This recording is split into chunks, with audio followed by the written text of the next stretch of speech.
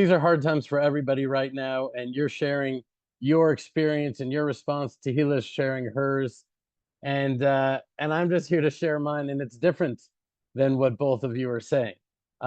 Ultimately, at the foundation, it's very similar. We all are agreeing that this is about bringing us back to Hashem and focusing on Hashem. But hearing Tehillah saying things are so absurd and outrageous that this must be the hand of Hashem. Of course it's the hand of Hashem, but I feel like when I look at Jewish history, especially recent Jewish history, the double standards and hypocrisy and contradictions that are thrown our way by the world is so absurd and ridiculous that if we react in a pragmatic, practical, smart way in such an absurd scenario, it ends up looking ridiculous like this. Meaning, this isn't the first time we faced such absurdity. I hear conflicting reports about, domestically how this deal is being received with Hamas. I personally don't know anyone that supports this deal. It's not even a deal. Nobody feels great about it. Some people say, like Jeremy, you said Bibi is playing chess and everyone else is playing checkers. It doesn't speak to me. I just believe that when God is with you, you don't need to play chess. You just act in faith and follow his will. Tzedek, tzedek tirdof. Justice, justice, you shall pursue. Is this justice? This is the opposite of justice. This is not the light that should be shining out of Israel. The desecration of God's name that this has brought and is bringing is overwhelming. And seeing these evil murderers celebrate in the streets as Jews are despondent, it's just such a desecration. And, I understand, Jeremy, what you're saying about being happy in the moment at seeing these hostages returned and coming home. And I'm happy for them and for their families, but I can't help but to see the hundreds or thousands of men, women, children, babies that will be murdered as a result of this. We already saw it. We saw this happen. Sinwar was released in exactly this deal that led to October 7th. I wanted to believe that we had graduated, that we had evolved, that we had learned, that we wouldn't do this again. I just can't help but hear the warnings of the Torah and the warnings of the prophets in my ears. And just knowing that as great a chess player as Netanyahu may be, none of that matters. If Hashem says that blessing will not come from this, then blessing will not come from this. And I've said this before, and it's just true. It's a false binary. People that are saying, what, so you don't want to bring the hostages out? It's not true. We could do it. Just one way to do it is we just take Hamas leadership out of Israelis prisons and broadcast their humiliating executions to all of Gaza and send them a message that this is going to happen to all of them. And then we're coming into Gaza to do this to you. And at the same time, Israel will be declaring sovereignty over Gaza, because that is just the nightmare of their lives, to lose that territory. Israel declaring sovereignty. But why don't we do that? Because we have other fears that clearly transcend the fears that we have of the recidivism of these terrorists and the encouragement of it, which is, what will the world say? What will the world say? I'm just sick over it. I'm really sick over this whole thing, and so is my wife Shayna. It's having a physiological effect on me, and I know it probably shouldn't, and that's a lack of faith. I'm just being honest. I mean, just yesterday we found out that our beloved friend Miriam Fold, Ari's wife, yes, the Ari Fold that was stabbed in the back and murdered just 6 years ago at the local grocery store here in Judea. Well, Miriam got a call that Ari's murderer is being released as part of the deal. How many families have received this call? The parents of Ori Ansbacher, who was brutally raped. I mean, just hundreds, nearly 2,000 terrorists, many with the blood of innocent women and children on their hands, are slated to be released, are being released. It just feels like we just snatched defeat from the jaws of victory. And not only is this deal incentivizing further October 7th and further kidnappings, but it's incentivizing murder of just Jews, because they know that sooner or later, probably sooner, they will be released in exactly the same deal as this one. I mean, it is just so unbelievably immoral and unbiblical, and it just feels like our beloved soldiers, 840, who have lost their lives, have lost them to some degree at least, have lost them in vain.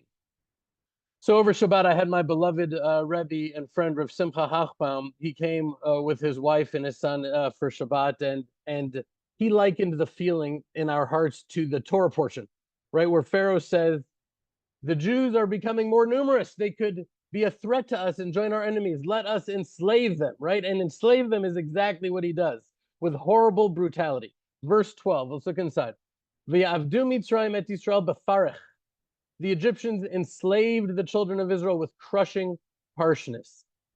Right? So the sages of Israel teach that the word for crushing harshness, b'farech, also refers to the fact that much of the slave labor was demonstrably in vain, by design. It was in vain by design, meaning it was intended not only to break them physically, but crush them emotionally. It was said that much of the cities that they were building, Pitom and Ramses, were built on quicksand. Quicksand, meaning that as they were building them, they would be sinking. That the Israelites couldn't even have something to point to show for their devastating labor. Now, whether that's literally true or not, the deeper point is very clear. Rav Simcha shared that it reminded him of a man that he met.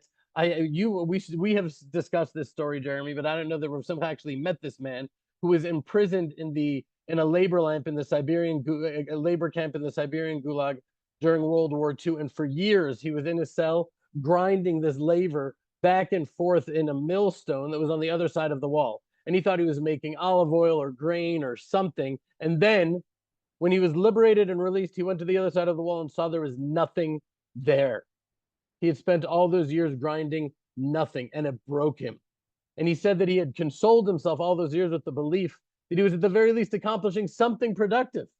And when he saw it was all for nothing, he just couldn't take it. And that's what this deal feels like for so many of us, that the unimaginable loss of the lives of the heroic, faithful soldiers of Israel, that all of our trauma and our sacrifice, that it was all for nothing.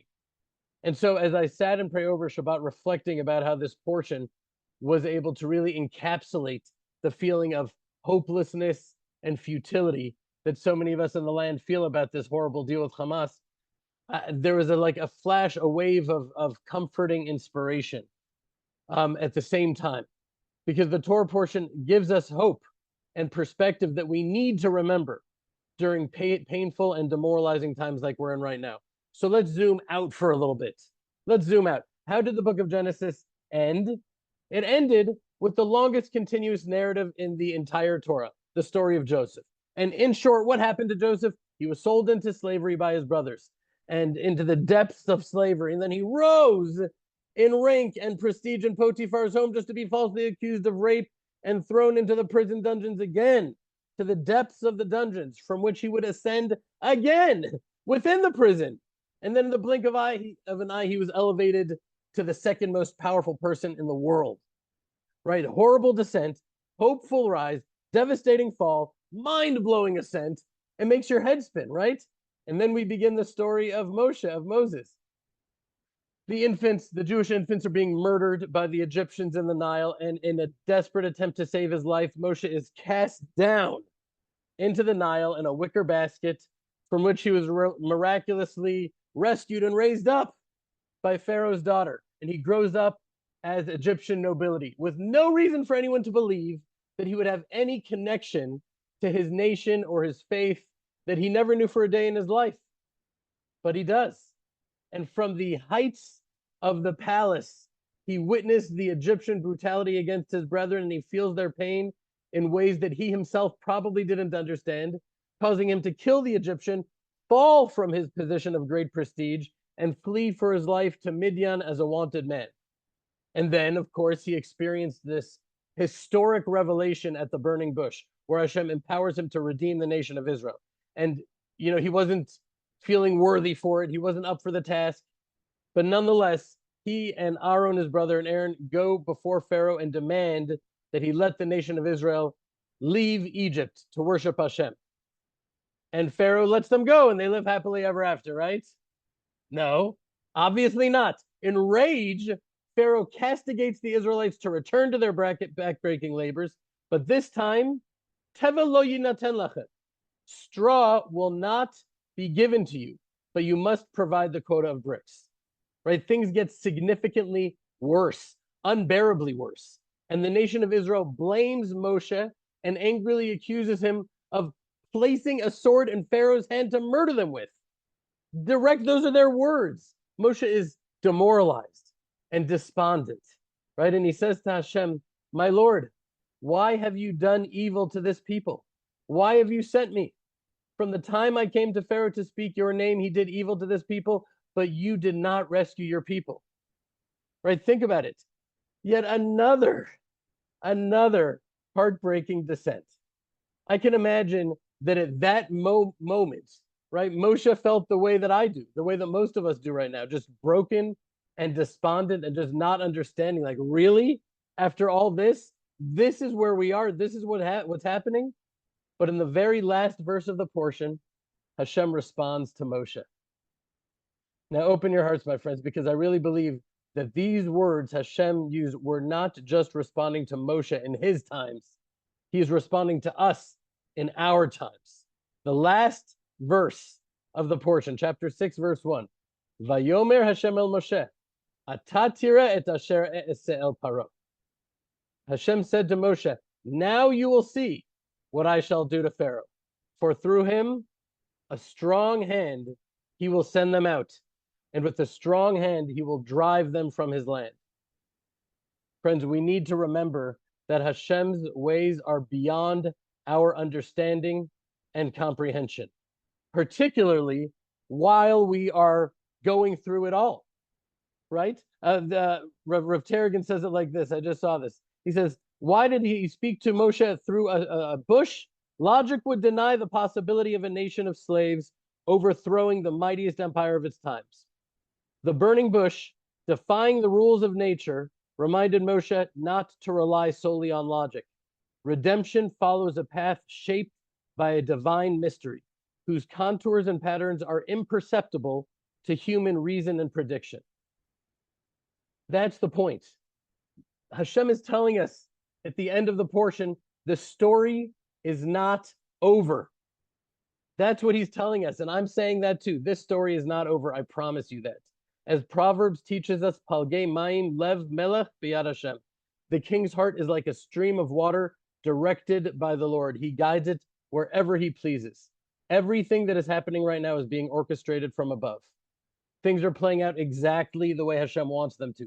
That doesn't mean, of course, that we should take this all sitting down and be passive and not do everything in our power to do things right and follow in the ways of Hashem. Of course we should. We need to operate as if things are in our hands, but we cannot forget that everything ultimately in the world of truth is in his hands. We cannot forget even for a moment that Hashem is in charge here. And just as Hashem told Moshe, he's telling us, now you will see. Now you will see. So we cannot lose hope, my friends. We cannot be demoralized. We must keep the faith because the story is not over. The best is yet to come. Shalom to all of you. Back to you, Jeremy.